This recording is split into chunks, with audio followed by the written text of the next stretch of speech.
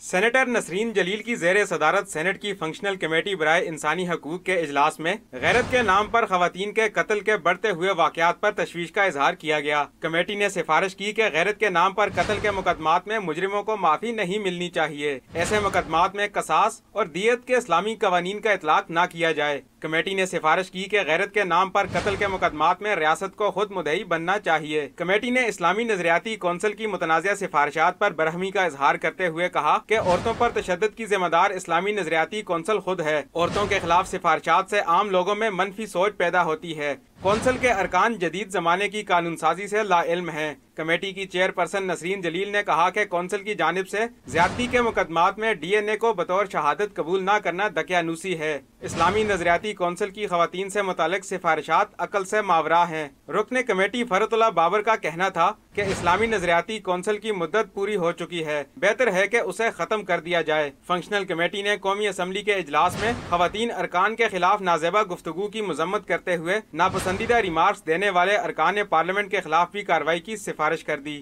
Raza Khan, Dawn news, اسلام آباد۔